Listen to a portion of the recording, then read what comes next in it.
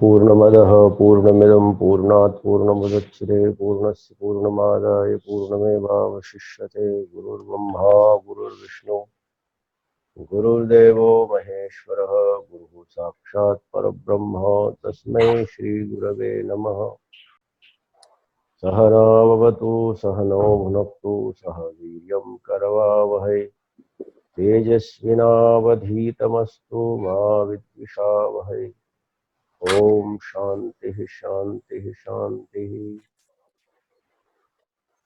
श्रीमद् भगवद गीता का 15वां अध्याय 15वें अध्याय का तीसरा श्लोक। न रूपमस्येह तथोपलभ्यते नान्तो न चादिर्न च संप्रतिष्ठा अश्वत्थमेनं सुविरूढ़मूलमसंगशस्त्रेण दृढ़ेन चित्वा। इस तीसरे श्लोक में भगवान ने इस संसार के वास्तविकता का वर्णन किया है। इस संसार को हम जैसे देखते हैं, जैसा समझते हैं, वैसा ये संसार नहीं। हम इसको स्थायी समझते हैं, स्थिर समझते हैं, कभी मिटने वाला नहीं है ऐसा समझते हैं और ऐसा समझकर उसके प्रति अत्यधिक गहरी आसक्ति रखते हैं। और अत्यधिक आसक्ति यही हमारे अशांति और दुख का मूल है। इसलिए भगवान ने कहा कि इसको यथार्थ रूप से जानना बहुत जरूरी है। इसका यथार्थ रूप यही है, न रूपमस्येह तथोपलभ्यते। ये जैसा हमारे इंद्रियों में दिखाई देता है वैसा नहीं है, और न इसका आदि है और न अंत है। माने इस कहाँ से शुरू हुआ ये भी हमें मालूम नहीं है और इसका अंत कहाँ तक होगा ये भी हमें मालूम नहीं। और मध्य में जो दिखाई देता है वो भी प्रतिष्ठित नहीं है। यहाँ प्रतिष्ठित नहीं का अर्थ है हम किसी भी चीज को हम समझे कि ये कभी बदलने वाला नहीं है, ऐसा नहीं है। एक हमारी दार्शनिक मान्यता है, संसार की हर वस्तु केवल एक ही क्षण में अस्तित्व में रहती है। पहले क्षण में उत्पन्न होती हैं, दूसरे क्षण में रहती हैं और तीसरे क्षण में वो नष्ट हो जाती है। ये निरंतरता क्षण की है हर वस्तु, और इसीलिए कहा कि एक ही क्षण वो वस्तु रहती है, इसलिए उसका अस्तित्व नहीं। और इस अनंत दुनिया में वस्तु का जो अस्तित्व है वो बहुत क्षणिक है। परम पूज्य महाराज श्री ने एक बड़ी सुंदर बात कही, इस अनंत दुनिया में हमारा जो स्थान है वो बहुत छोटा सा है। इस अनंत दुनिया में ये सौर मंडल एक बिंदु की तरह छोटा सा है और इस विराट पृथ्वी में भारतवर्ष एक बिंदु की तरह है। भारतवर्ष में हमारा घर और हम अपने घर में हैं एक बिंदु की तरह, बहुत छोटा। हमारा अस्तित्व एक विराट सागर के दृष्टि से एक बिंदु की तरह। बिंदु कहना भी बहुत कठिन है। और समय की दृष्टि से भी ये अनंत जो समय, लाखों करोड़ों वर्षों का समय, और इन लाखों करोड़ों वर्षों के समय में हमारा जो समय है, इन भौतिक पदार्थों का जो समय है, इन पदार्थों का जो अस्तित्व है वो बहुत ही क्षणिक अस्तित्व। और ये भगवान यहाँ पर जो अजातवाद या क्षणिकवाद का वर्णन कर रहे हैं वो इसलिए ये इन पदार्थों के प्रति हमारे मन में जो गहरी आसक्ति है वो आसक्ति न होने, क्योंकि संपूर्ण समस्याओं का जो मूल है वो आसक्ति है। हम किसी भी वस्तु को, हम किसी पद पदार्थ को बहुत गहराई से पकड़ के रखते हैं, और जब गहराई से पकड़ते हैं मानसिक रूप में, तो वो हमारे तनाव का कारण बन जाता है। वही भगवान कहते हैं बंधन है, वही आत्मविस्मृति है। महर्षि अरविंदो ने एक बड़ी सुंदर बात कही, जब सांसारिक आसक्तियां हमारे मन को घेर लेती हैं, तो हम आत्मिक सत्ता से दूर हो जाते हैं।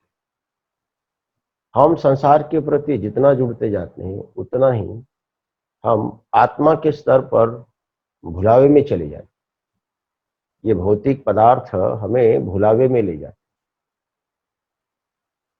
इसीलिए बहुत ज्यादा आसक्त न हो और ईश्वर को हम न भूलें, आत्मिक स्तर पर हम भुलावे में न जाए। इसलिए भगवान ने कहा, अश्वत्थमेनं सुविरूढ़ मसंग शस्त्रेण दृढ़ेन चित्वा। यहाँ दो श्लोकों का समन्वय है। इसका अगला श्लोक है चौथा, ततः पदम तत्परिमार्गितव्यम यस्मिन् गता न निवर्तन्ति भूयः तमेव चाद्यम पुरुषम प्रपद्ये यतः प्रवृत्ति प्रसूता पुराण। यहाँ भगवान कहना चाह रहे हैं कि आपको पाना है शांति को, जानना है परमात्मा को, तो यही मार्ग है।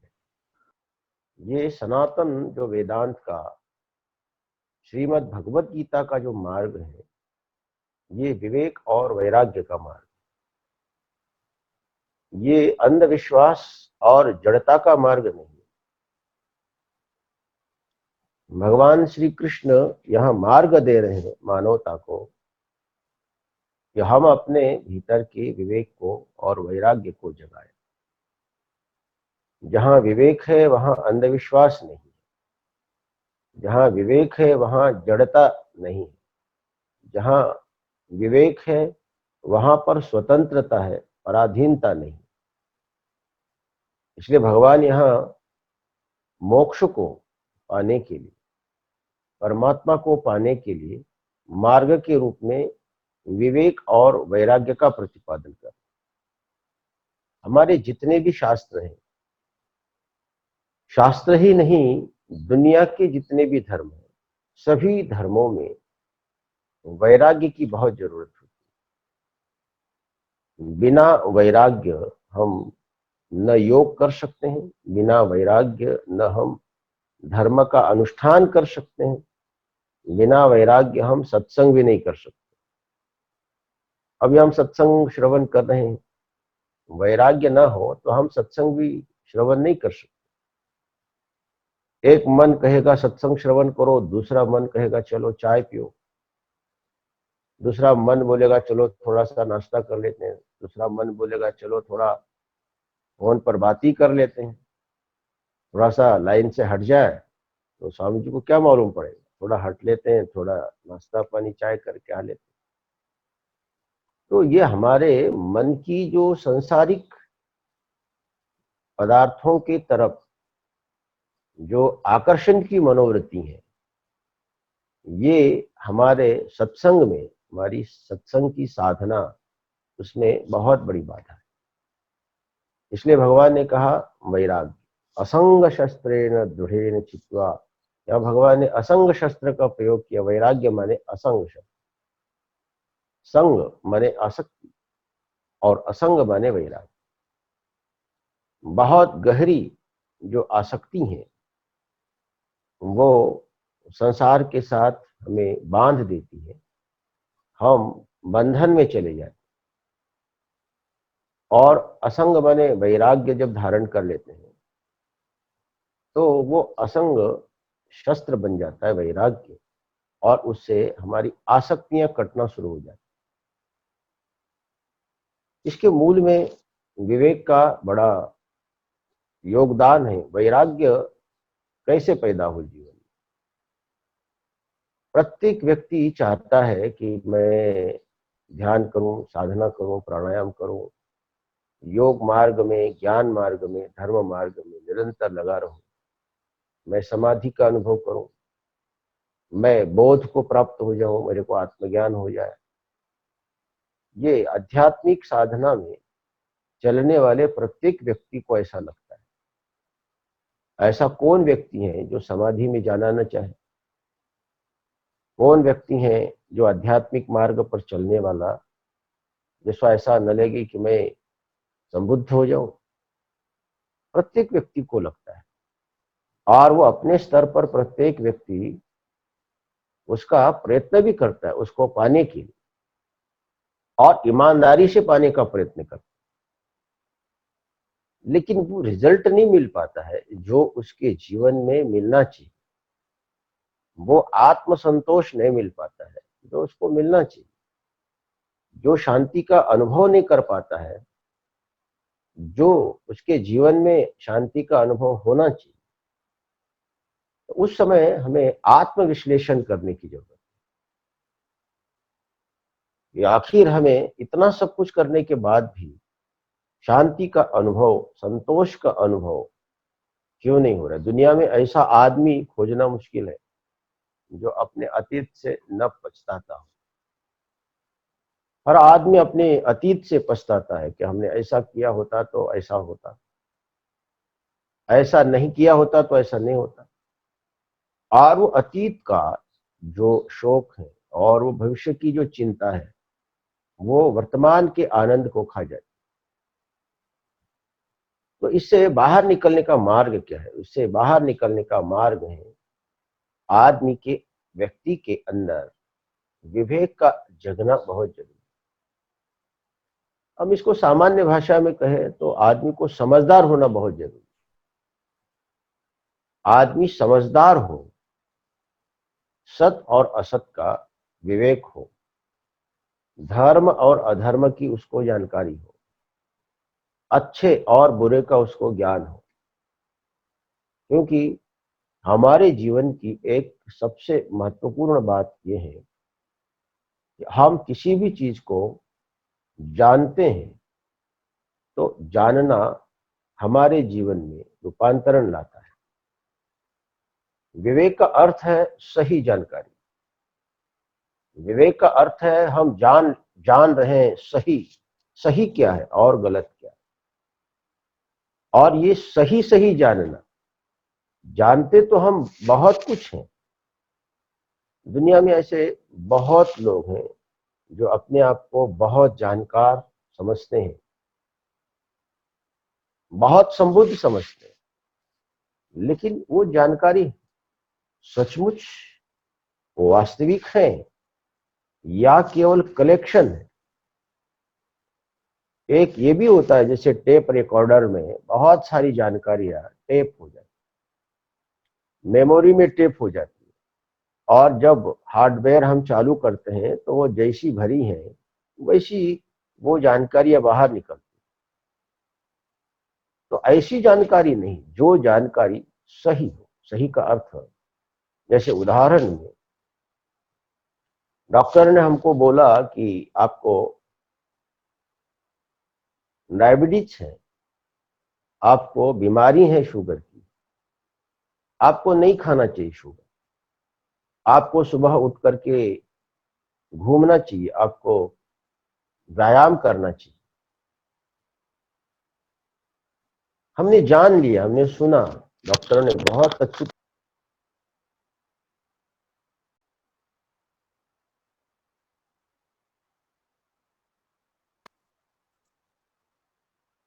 जानकर हम दूसरे को भी बोलते हैं कि डॉक्टर ने हमको ऐसा बोला।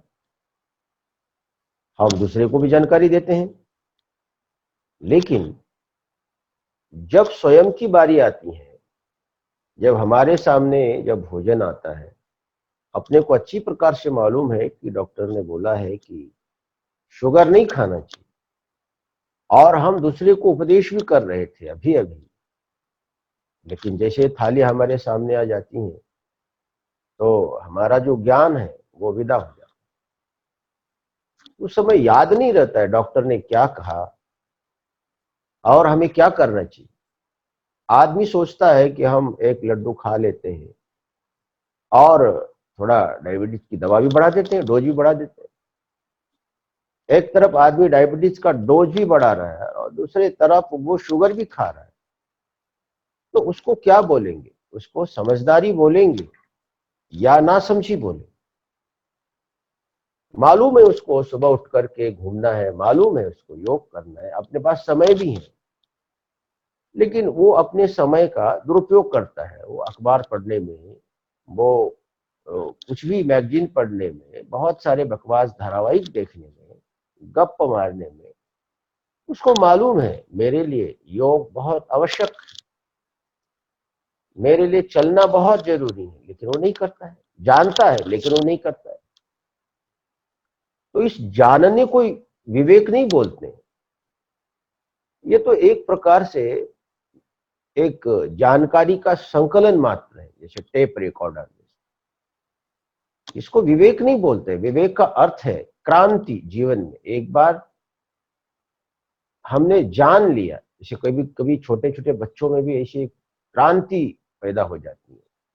बच्चों को समझा दिया, बेटा ये मत खाओ, दांत खराब हो जाते हैं, और वो बच्चा उसको ऐसा पकड़ लेता है कि वो अपने पिताजी को भी बोल देता है कि पिताजी ये मत खाओ, तुम्हारे दांत खराब हो जाएंगे, और वो एकदम उसका जीवन बन जाता है।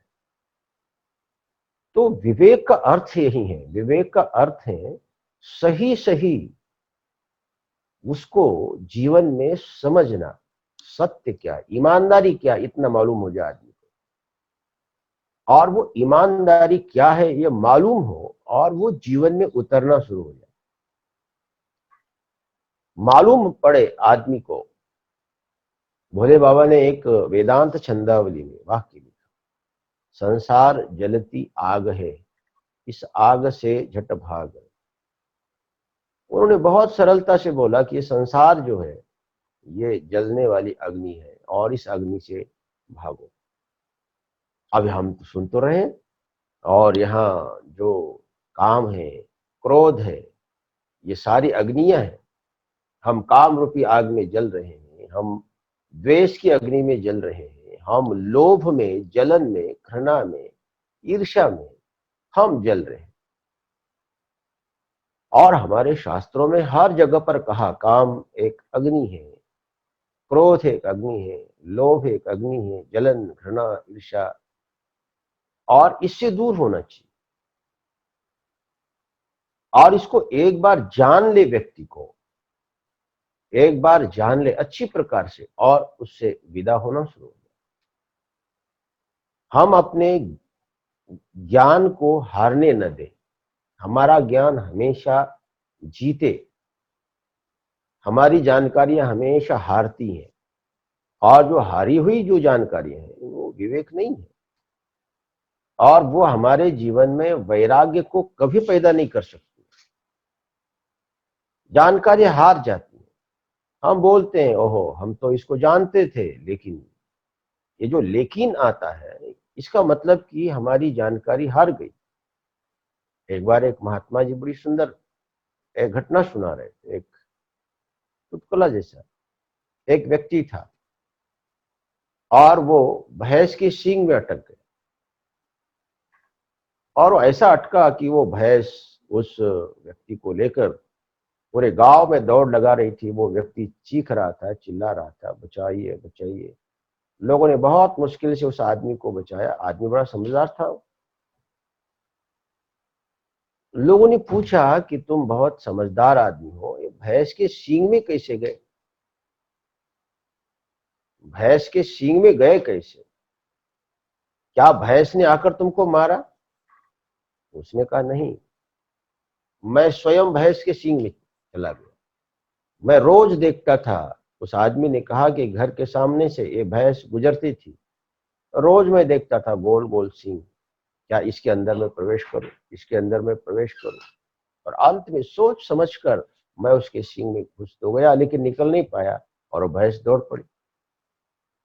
उन्होंने कहा कि मैं बहुत सोच समझ के, माने बहुत बुरे काम भी हम बहुत सोच समझ के करते हैं, और सोच समझ के अटक जाते हैं। हमारा वो बुरा काम करना बहुत सोच समझ के होता है। बहुत सारी जो गैर कानूनी हरकतें हैं, जो अनैतिक कर्म है, आदमी सोच समझ के करता है। वो ये मान के चलता है कि इसमें हम प्रवेश करेंगे लेकिन हम वापस निकलेंगे, और बहुत सोच समझकर हम समस्याओं में प्रवेश कर जाते हैं। इसको समझदारी नहीं कहते हैं, ये समझदारी के नाम पर नासमझी है।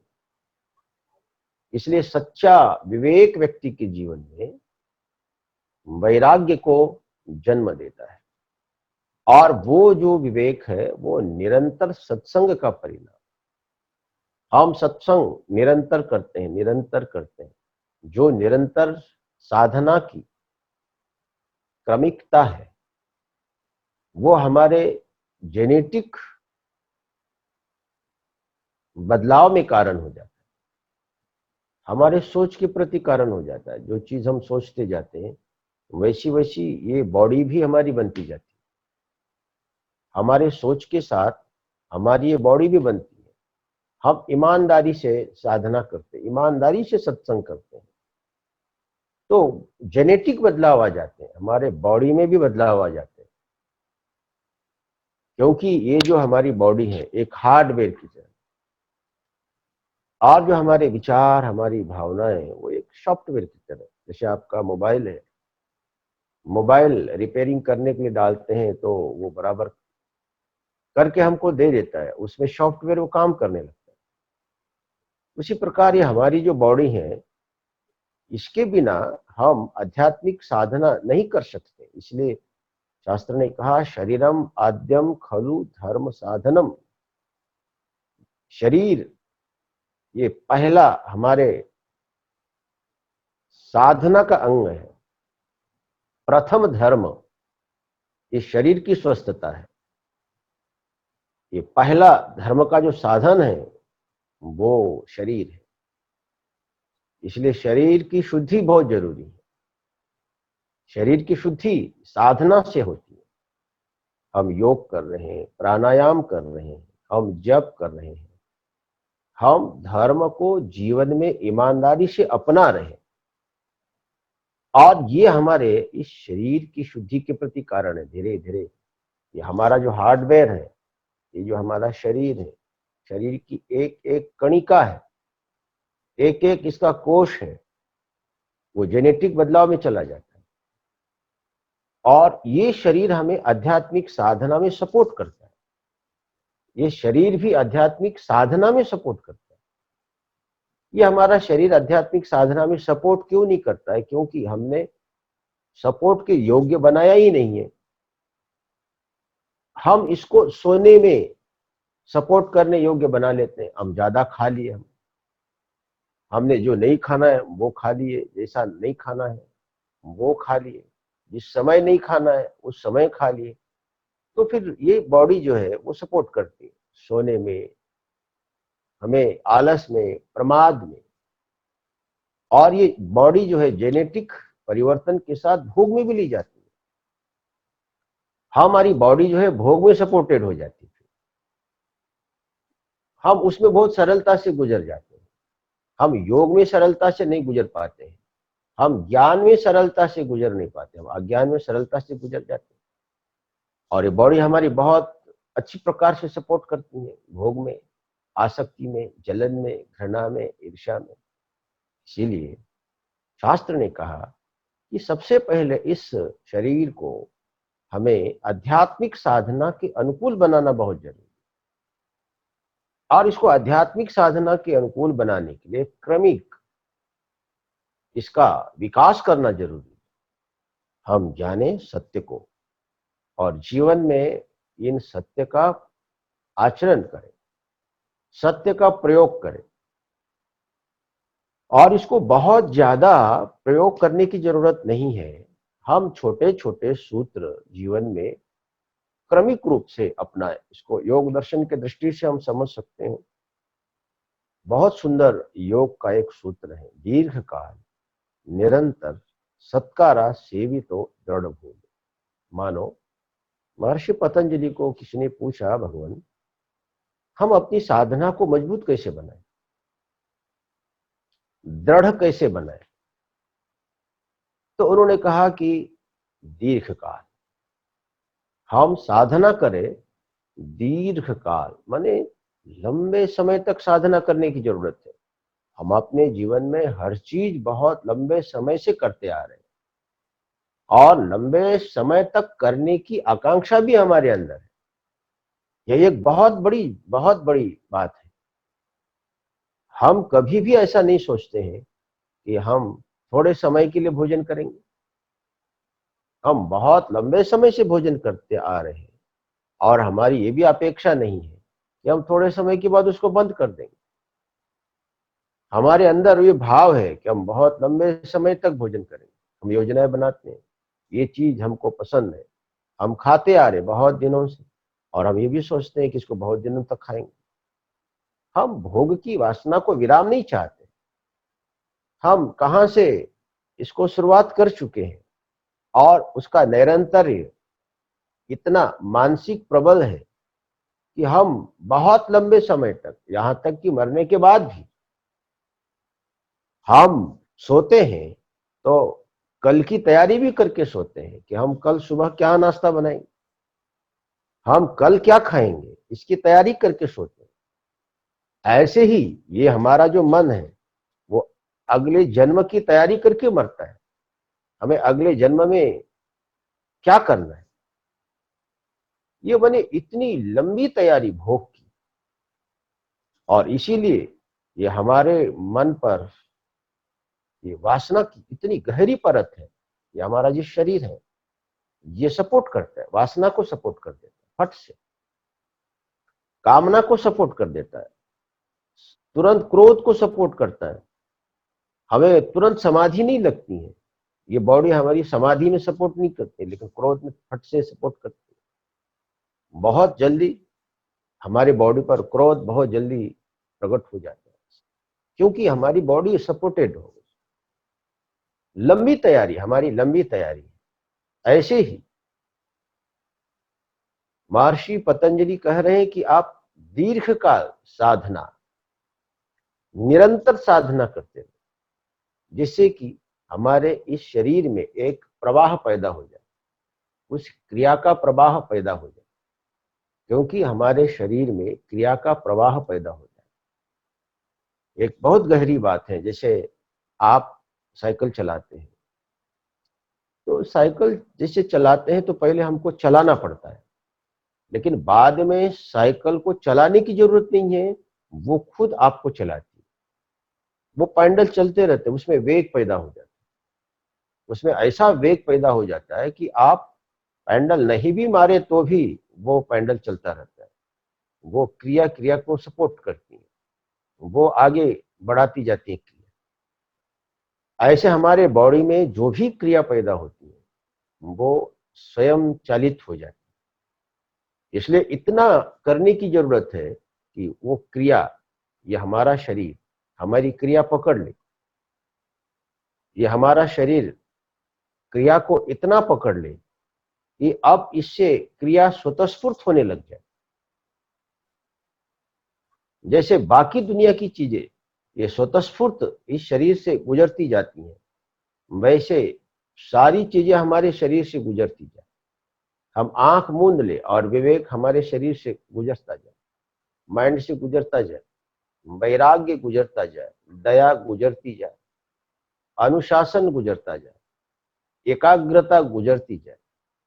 माने जो भी दैवी गुण है वो हमारे शरीर से गुजरती जाए। इसलिए निरंतर क्रिया का आश्रय,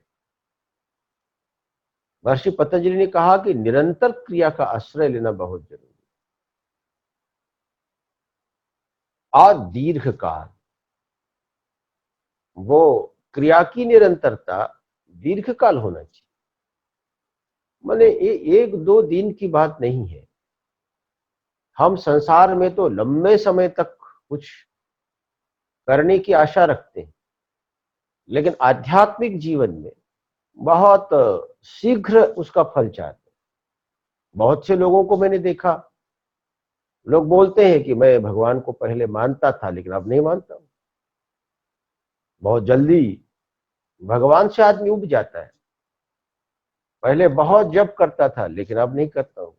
ध्यान करता था अब नहीं करता हूं। दान करता था अब नहीं करता हूं। दूसरे की बहुत मदद करके देख चुका, लेकिन आदमी बोलता है कि अब नहीं करता हूं क्योंकि उसका रिजल्ट मालूम नहीं पड़ा। लेकिन संसार के संदर्भ में ऐसा वो कभी नहीं सोचता है, क्योंकि संसार में भी बहुत सारी असफलताएं व्यक्ति को मिलती हैं।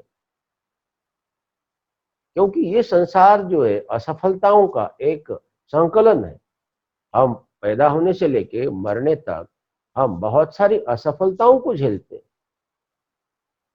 हम अपने पारिवारिक रिश्तों को ही लेकर थोड़ा सोच ले। ये पति पत्नी का रिश्ता है, बच्चों का रिश्ता है। जैसे पत्नी भी जरूरी नहीं है कि वो हमेशा हमारे साथ अनुकूल हो। वो कई बार वो प्रतिकूल भी हो जाती है। कई बार बहुत डांट भी लगाती हैं, फटकार भी लगाती हैं, अनाप शनाप शब्द भी प्रयोग करती हैं, लेकिन आदमी को उससे वैराग्य नहीं होता है। क्योंकि वो जो हमारा जो पूरे जीवन का जो कर्म है, क्रिया है, वो सपोर्टेड है उसके लिए। और हम जानते हैं कि ये तो होता रहता है, छोड़ने की जरूरत नहीं है, ये तो चलता रहता है। और कितना भी यदि आप असफल होते हुए मालूम पड़े या दुखी होते हुए मालूम पड़े, लेकिन वहां पर छोड़ने की बात नहीं आती। लेकिन आध्यात्मिक दृष्टि से जब कभी असफलता मिलती हुई मालूम पड़ती है, तो आदमी तुरंत सोचता है कि इसको हम छोड़ देंगे क्योंकि इसका रिजल्ट नहीं मिल रहा है। नहीं मिला, इसका अर्थ है कि उन्होंने वो किया ही नहीं है।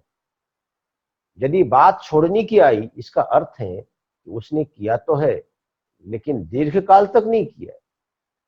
क्योंकि दीर्घकाल तक की हुई चीज आपको भगवान भी बोले छोड़ने के लिए तो आप नहीं छोड़ सकते।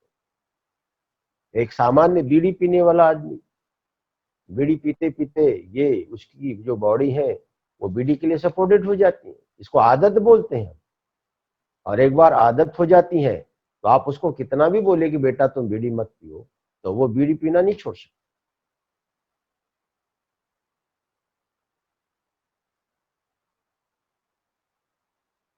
बॉडी ने इसको पकड़ लिया है। ऐसे ही पतंजलि ने कहा कि दीर्घ काल, निरंतर। और तीसरी एक चीज बोली उन्होंने, सत्कारा सेवितो दृढ़ भूमि। इसका सत्कार पूर्वक माने श्रद्धा पूर्वक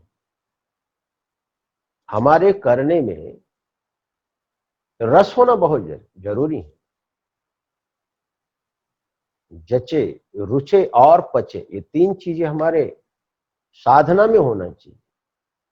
वो हमको जच जाए, वो हमको रुचे, रच हमारे रुचि में आ जाए, और वो हमारी साधना हमारे जीवन में पच जाए। श्रद्धा का अर्थ हमारे जीवन में बहुत कुछ है। श्रद्धा में रस है, अश्रद्धा में निरस्ता है। श्रद्धा में हमारे अंदर करने का उत्साह है, हम करना चाहते हैं। और जहां श्रद्धा नहीं है वह उपेक्षा का भाव है।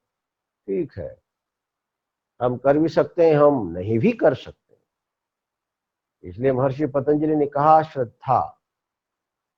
और भगवान ने गीता जी में इसी बात को कहा, श्रद्धावान लभते ज्ञानम तत्परः संयतेन्द्रियः ज्ञानम लब्ध्वा पराम शांति मच्चिरेणाधिगच्छति।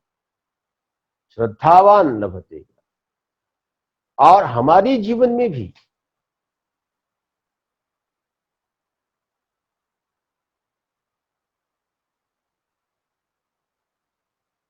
किसी भी कार्य में निष्ठा बहुत जरूरी है। एक सामान्य व्यक्ति भी जब वो कोई काम लगन से करता है, हम लगन बोलते हैं, वहां उन्होंने निष्ठा और श्रद्धा शब्द का प्रयोग किया। लगन, जैसे कोई एक व्यक्ति सामान्य नाश्ता बना रहा है और उस नाश्ता बनाने में उसकी लगन ना हो, तो वहां पर क्रिया में ध्यान नहीं होगा और संभावना है कि वो चाय बनना है, वो चाय नहीं बनेगी, बनेगी तो भी वो कुछ और कुछ बनेगी, उसमें पत्ती ज्यादा होगी या कम होगी, चीनी ज्यादा होगी या कम होगी। और यदि लगन से बनाएगा तो वह रिजल्ट मिलेगा, लगन से रिजल्ट मिलता है, क्रिया से रिजल्ट नहीं मिलता। हम बहुत कुछ करते जाए लेकिन लगन ना हो, उसके प्रति निष्ठा न हो, श्रद्धा न हो, तो वो क्रिया हमें सफलता तक नहीं पहुंचाएगी। इसलिए बहुत गहरी बात बोली पतंजलि ने, निरंतर दीर्घ काल सत्कारा सेवितो दृढ़ भूमि। और जब हम निरंतर सत्संग करते जाते हैं, निरंतर सत्संग करते हैं, सच्चाई से करते हैं, आप जीवन में उतारने के लिए करते हैं, तो वो सत्संग हमें विवेक में ले जाता है और उस समय मालूम पड़ता है कि सही क्या है और गलत क्या है। एक श्रीमद् भागवत का उदाहरण है, नाभाग के पिता नभक है और नाभाग राजा अम्बरीश के पिता है। सत्य का बोध एक बहुत बड़ा बलिदान है, सत्य का बोध एक बहुत बड़ा हमारा न्यायपूर्ण आचरण है। ये घटना बड़ी छोटी सी है लेकिन इसका रिजल्ट और उसका जो संदेश है बहुत गहरा है। नभक के पुत्र नाभाग गुरुकुल से पढ़कर के घर में आए और उस समय उनके जो अन्य भाई थे, उनके आने के पहले ही घर का बंटवारा कर लिया था और उन्होंने छोटे भाई के हिस्से में पिताजी को दे दी और उन्होंने कहा कि बेटा हमने घर का बंटवारा कर लिया है और तुम्हारे हिस्से में पिताजी आ गए हैं और तुम अब पिताजी का पालन पोषण करो, इनकी सेवा करो। तो गुरुकुल से पढ़ के आए थे और उनके मन में ये भाव था, मातृ देवो भव पितृ देवो भव, मेरे माता पिता देवता के समान है, मेरे पिता देवता के समान जिन्होंने मेरे को जन्म दिया है और वो मेरे हिस्से में आए हैं, ये तो मेरा परम भाग्य, मैं उनकी सेवा करूं। जानते तो वो भी थे, अन्य भाई लोग भी जानते थे, मातृदेवो भव उन्होंने भी पढ़ा था, पितृदेवो भव पढ़ा था, लेकिन वो एक कलेक्शन मात्र था, वो उस जानकारी का संकलन था, वो जीवन में उतना नहीं। और ये जो छोटा बेटा उनके जीवन में उतरा हुआ, बहुत संतुष्ट हुआ और उन्होंने कहा पिताजी मैं आपकी सेवा करूंगा। तो पिता ने पूछा बेटा तुम सेवा तो करोगे? ओम पूर्णमदः पूर्णमिदं पूर्णात् पूर्णमुदच्यते पूर्णस्य पूर्णमादाय पूर्णमेवावशिष्यते। ओम शांति शांति शांति।